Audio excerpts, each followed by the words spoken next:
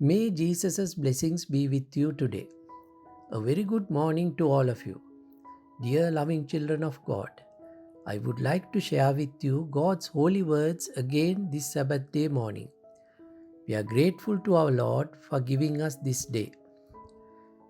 Let us read today in the Bible, Book of James, chapter 4, verse 17.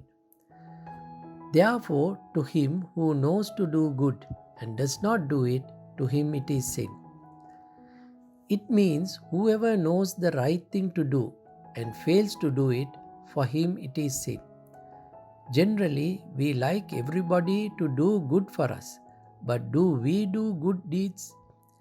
This is something we should think of on this Sabbath day.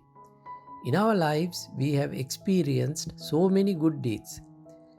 We may also have missed opportunities to do good deeds that have come our way.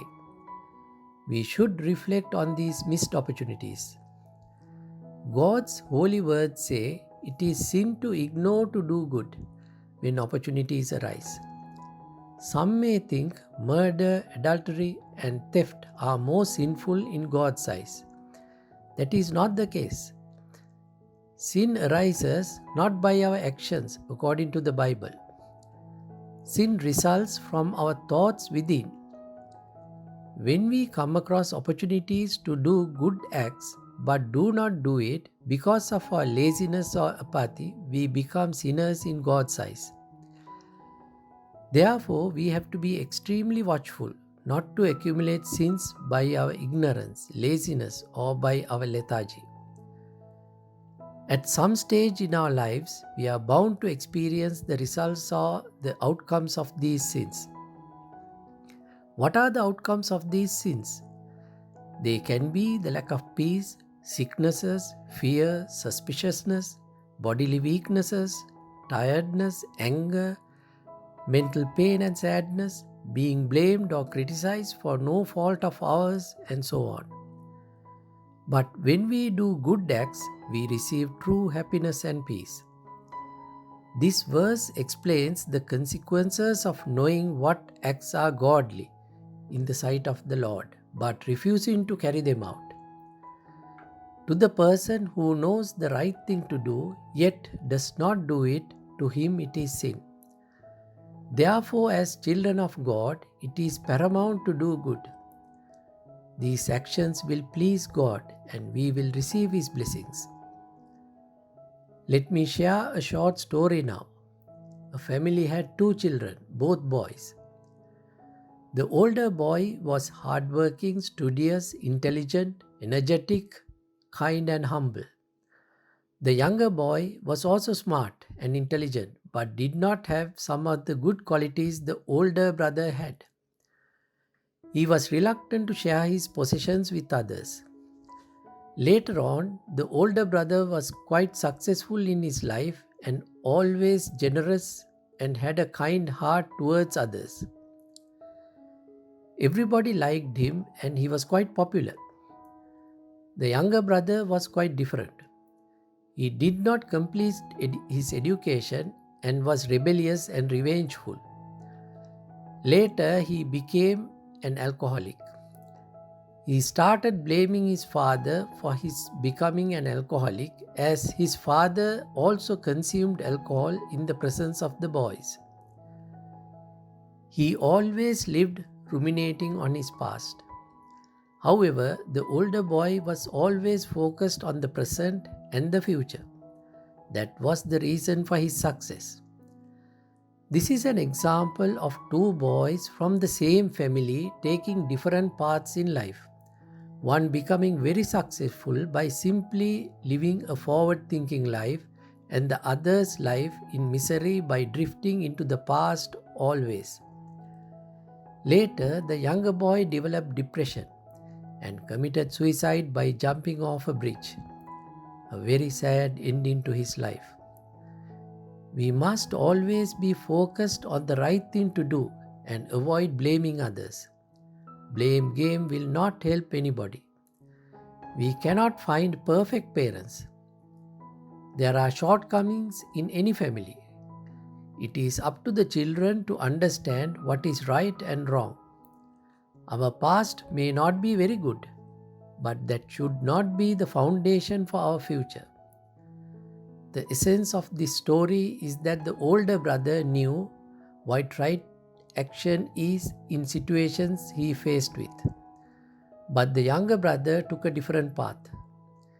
He simply dwelled in the past and ruined his life. The older brother also faced unpleasant situations in the early stages of his life, but he was able to overcome them by being positive. He didn't dwell on his past.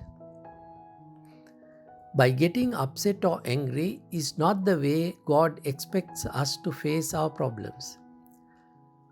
Our focus must always be on the positive aspects. We must remember that God is with us always. We must never let our negative emotions and sentiments control our future. As Christians, this is a very important message for us. Generally, we want to have the last word in situations so we feel like we have come out on top. We judge and accuse others to gain support for ourselves. But the truth is that to react like this would be trying to overcome sinful acts with sinful acts. In the story I just mentioned, the ideas and thoughts of the younger brother were always negative and evil. He did not make an attempt to overcome them. So, in the end, he gave up his life. The older brother's thoughts, ideas were positive. He did not let his negative experiences overcome him. So he prospered. We must avoid complaining about things. There are people who have the habit of blaming even the weather, whether it rains or shines, as if we have any control over it. There are others who are unhappy about full moon days because they think it affects human behaviors. At the same time, there are people who are not happy about moonless nights because they believe the nights are too dark. We blame others and even nature for all kinds of things. Our insecurities, fears of failure, children's issues, marriage breakups, discontent, misery, financial issues, and the list goes on and on. We must remember no one will win at the blame game. We will always lose. Think positively and make plans with the knowledge that we will succeed with God's grace. Any other attitude is sinful. In the book of Genesis, God created the world out of nothing. He brought all things into existence: light, air, water, earth, plants, animals, and everything. The Holy Bible says every time God created something, God saw that it was good. This means God is affirming its original design to reflect and display His good character, power, and nature. These were His expectations. We must always remember this.